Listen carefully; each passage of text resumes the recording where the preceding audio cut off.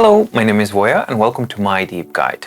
Well, in today's video we are revisiting the Supernote again, but this time in a very specific scenario. So we know that Remarkable has come out with the Typefolio, which basically is trying to transform the Remarkable writing experience into a digital typewriter type of an experience. Now, how about the Supernote? Where does it fit in this kind of range? Because we know that Boox can actually do all that stuff. So how does the Supernote do it? Now, on paper, Supernote should do rather well because it has two really important points. Point number one is it is a Bluetooth-enabled device, which means that you can use any Bluetooth keyboard that you may want and hook it up to your Supernote, and hey presto, you have your keyboard and you can type away. You don't need a dedicated keyboard cover kind of a thing. You just buy any old keyboard, any keyboard layout that you want, the language layout, or do you? And then you go forward. All right, so that's advantage number one. Advantage number two on paper is that the Supernote has a native support for Word documents, which means that you can actually create a doc file and you can start typing all directly within the Supernote. And we've had that ability for a long time, but I've never actually tested it super in depth. I've just done like basic stuff. I haven't really tested it from a digital typewriter type of experience. So that's what this video is going to be about. How does the Supernote perform as a digital typewriter? But before we continue, if you do like the work that I do and you like the video, please do like and subscribe to the channel and ding the notification bell to get notified when new videos come out on My Deep Guide. This really does help out the channel quite a lot, so thank you for that. And also, if you do like the work that I do and you want to support My Deep Guide even further, then I invite you to check out the mydeepguide.com/shop, and you can see the My Daily Organizer 2023 is out, or MDO for short. What is MDO? It's a hyperlinked PDF file that is an organizer that satisfies all your professional or personal yearly, quarterly, monthly, weekly, daily needs, organizing or planning needs, and it's something that works across multiple different platforms. In the description down below, you can actually find the link to the MDO playlist, which has a bunch of videos and a ton of information that can help you determine and understand exactly what MDO is, what it is not, and if it is the right product for you or not. And now, onwards with the digital typewriter Supernote. What's it all about? Well, unfortunately, beyond hooking the keyboard up to it, which was a completely painless operation, of course, because it's a Bluetooth, and we know that from before. Unfortunately, things are not looking that good for the Supernote to behave or to perform as a digital typewriter. Reason number one, there's several reasons, but reason number one would be the refresh rate of the screen is simply too slow. Now, of course, that's the nature of an e-ink display, but e-ink displays have different refresh modes, and it seems like that the Supernote is not employing any of the A2 modes or anything like that, so that when you're typing, it's actually quite slow, and you're always feeling like you're not waiting too long, but you're waiting just a little bit, and constantly being in a state of waiting while typing is not really a great typing experience. So yeah, that would be the first negative point, definitely, as far as the digital typing experience goes on the Supernote. The second problem I ran into almost immediately is that the perfectly standardized keyboard shortcuts that are used and have been used since forever on any platform, such as the arrows, the arrows on the keyboard left and right, plus Control to skip the cursor around to the next word, holding a shift and arrow left and right to actually select by each character to the left and right of the cursor, Control and Shift to select each word to the left and right of the cursor. None of those things work.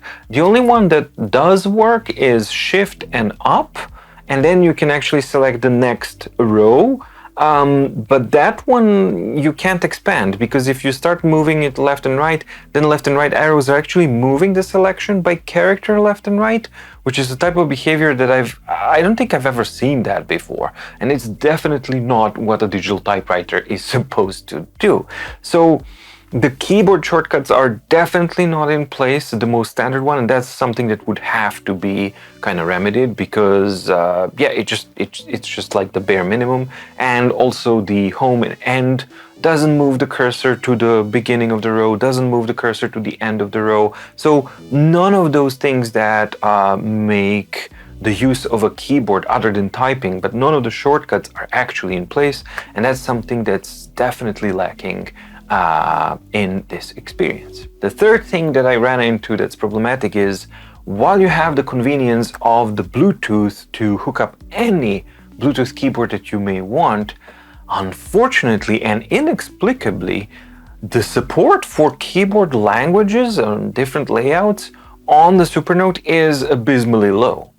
And basically, yeah, I have a Norwegian layout, couldn't really use it because there's no Norwegian layout on an Android platform? Really? That's very, very bizarre, and that's something that I see no reason why it's actually there, because that kind of support is part of Android. So why it's not there? It's beyond me. Then we come to the typing itself, and if you go over the lack of shortcuts, the slow refresh rate of the screen, things like that, and even if you're kind of okay with those things, the typing itself is buggy. There are definitely several different bugs, but one in particular is maddening, and that's basically the enter key. When you go back, when you're not at the end of the document, but you actually go a little bit above, and maybe you just want to add an enter to separate it into a new paragraph, right? Completely normal stuff. It is completely unreliable and completely bugged out and weird. So much so that I really didn't have any problems to capture multiple different occasions when this bug was happening. And the bug, I believe it has to do with the system not remembering or basically not taking into account where the cursor is now, but remembering where the cursor was prior to placement. So basically, that's the only pattern that I could get, which is basically once you hit enter, it actually does the enter, but from a previous position of a cursor, not where the cursor is right now.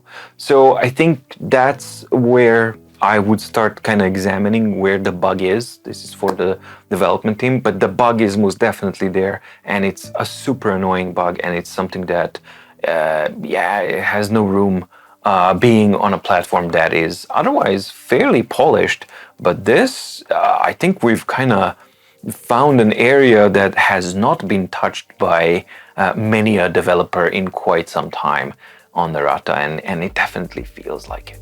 There's no typeface formatting whatsoever, and you can't choose the type of font. You can't choose the size of the font. You can't have a bullet point. You can't have bold. I can't do italic. I can't do anything. I can just type. That's it. At least from what I've kind of found out, and that's for a digital typewriter. I mean, Remarkable is limited, but it does offer you 4 different types of typefaces to choose from: title, subheading, body, and a bullet point. And that's, while limited, that covers most of your basic needs. But on the Supernote, unfortunately, nope, you can't do pretty much anything, and that's a severe limitation. There's no justification options either, so you can't do align to the left, align to the right, you can't do fit, align to the middle, you can't do fit the screen, any of that. Nope, no justification formatting at all. When you create a Word document, I haven't found an option to actually easily rename it from within the document itself. I see the date name, but I might want to rename it, and The only way that I can rename it is exit the document, long press, and then rename it. But within the document, nope, I was completely unable to actually find an option, and I don't know if it's possible to actually rename a Word document from within the document itself. Final thing that I didn't like and that I experienced on a Supernote as far as the digital typewriting experience goes is that not the e-ink refresh rates, but sometimes the performance of the device actually would lag behind my typing. And how does that actually symbolize as well? If you're typing and I know that I've made a mistake and I'm not going to wait for the screen to finish doing the constant waiting thing, so I just hit backspace and then I do on blind, I do all the changes. But since I do type a lot, I know when I've made a mock-up and when I didn't. I would actually see that the device would sometimes skip over something and actually not register types, not register key presses and things like that. It's not often, but it does happen often enough to actually notice it. So it's not the performance of the screen itself, it's just also the performance of the device as well is not able to completely 100% reliable keep up with your typing. And that's something that it's again not the optimal experience definitely for a typewriting type of a device. So in conclusion, the Supernote as it is now, it is not a good digital typewriting device. There's simply too many limitations, too many bugs, too many inconsistencies that basically prevent me from wanting to use it in such a capacity. That is quite strange when you take into account that Supernote has had native support for Word documents for such a long time. But as I mentioned, I think we just like kind of opened a dusty door and found like a secret room that nobody has touched or dusted in quite a long time. And basically that's how it feels. This is something that definitely deserves more attention, more TLC, and it deserves to be improved, especially because the screen, even though it's kind of laggy and slow, but it's really nice because it doesn't have that front light. So when you are typing, the typed material is on the screen. It's not behind a panel and something that you're looking. It appears as if it's on the screen, and that's a very, very nice feeling to have. It's a shame that it's not working better than it is, because if it did, I would be inclined and I would want to repeat this experience, especially because I can easily use it in portrait format, which not a bad thing at all. But there's a lot of negatives that we've talked about. So generally my motto is when developing is there's like, don't add functionality for functionality's sake. This is why I criticize Boox updates so much, because they basically do just that. They just dump in functionalities that kind of look like it, then they hear feedback and the backlash from the audience and from the reviewers like me and Kit and Brandon, and then they kind of gather that data and then they start fixing stuff. I'm very much against that approach. Supernote has not been like that. They're usually in a very, very different kind of form, and that's why they have the open roadmap. They have a different kind of mentality altogether. So that's not what they do, but the Word implementation and the typing implementation really does feel like the MVP. Like they just did the barest of the bare minimum is there, and everything else is lacking. The digital typewriting experience is not up to the excellence levels that Rata normally offers, and it's something that I do hope that they work on in the future so that it's improved, so that the users can have a more complete digital typewriting experience on the Supernote as well, because the potential is most definitely there. I hope you liked the video. If you did, please like and subscribe, and let me know down in the comments below, what do you think about all of this? Are there any other things that you've experienced? Have you tried using the Supernote as a digital typewriter? Would you not? Etc, etc. Let's get the conversation going, because it's always useful and interesting to do so. Thank you so much for watching. Stay safe, stay healthy, and see you in the next video. Bye!